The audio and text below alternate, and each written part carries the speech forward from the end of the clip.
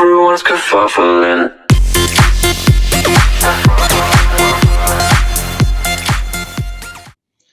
The demo system of Repit, but so hopefully love Teams. So ultimately, so Luke will be set up within our office, and he'd have a local phone number of their office and an email address set up. So basically he's in the office at the right trigger points.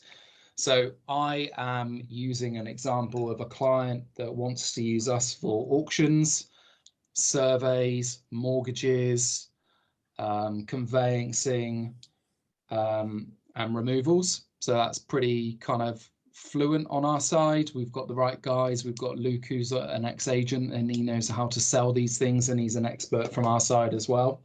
So I've set up the power reports within here, and you can see obviously the on-market properties that have been on the market 12 weeks or longer, and they're still not sold. You know, there's a lot of data to go in here. So Luke will be right-clicking, going through all these properties, and what probably Luke would do is he'd export this list and send it to the office and let them have a glance at, you know, who potentially he shouldn't communicate to.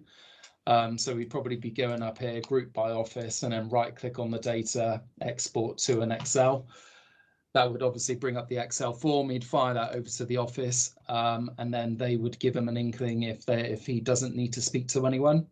So when he's going through, if he is referring, he's adding notes into the system. So he's probably going up here and adding a journal entry and saying, I don't know. Or it could well be that he's referred. And if he has referred, what he'd then do is he'd log into our system, type in the information, refer it, because he can't get involved with the referral.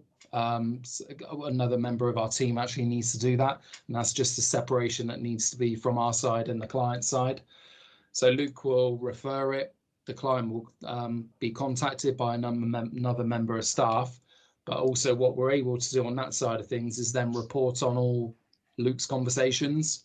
So again, using the power reports within the system, on market properties that have been on the market 12 weeks and not sold, you could well have new reports in there that say not sold but have been spoken to, or not sold that haven't been spoken to. And it allows Luke to sift out what he has and what he hasn't dealt with, rather than just keeping spreadsheets everywhere. So I'm just stopping it there. I mean, he's jumped around there very, very quickly, because obviously Mark knows the Repit system. But what you're witnessing here, and it's fair to say, Repit still isn't, RPS still isn't the prettiest one, but you are seeing a whole host of different customization options in here. That ability to have that fantastic widget, you know, completely bespoke on a not just on somebody in a company's on a company basis, but down to an individual person's role is fantastically powerful. And as he goes through, what you're seeing there, for again, my still belief with RPS is the way it portrays lots of relevant information at the same time, and being able to sift through that information. You saw him click around a couple of times to use really powerful filters. It is why this is still such a workhorse system for some of the very best agents in the business.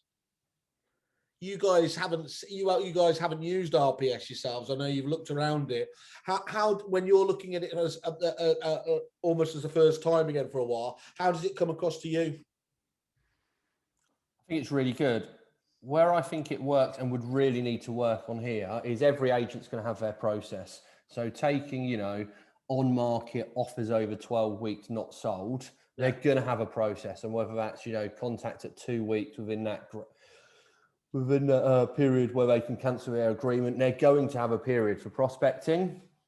And by creating reports at that moment, go to contact them makes it easy and less confusing. Because what you don't want is, if you've got somebody in a touting process, you're building up your relationship, and then somebody calls you, you know, with your agency hat on as if they're sat in your agency, and doesn't talk about everything you've just been spoken to, it causes issues. Whereas if you can segment it into who they should be calling and when, with a, you know, script of what they're talking about, fits really well for agents. Yeah, I agree. But it is going to be about the setup. Yeah, I And this agree with isn't- that. You know, you'd have. Sorry, Richard, go on. It's not a plug and play. The agents need to sit down with GOTO and say, this is what you call, this is at the moment you call them. If this says yes, you don't. And if this says no, you do, whatever it may be.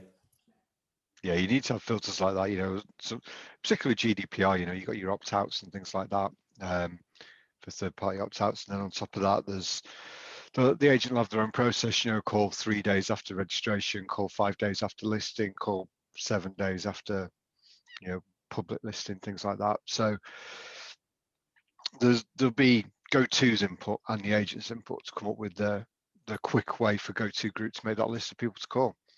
And this is where their experience with having so many large agents and agents that have gone down the client services department route. I know both of your previous businesses obviously did that particularly well. You know, it lends itself to that kind of, okay, well, we're going to have these people farming that bit of data. As you said, Rich, you need to have that process in place so that it's very clear who's doing what.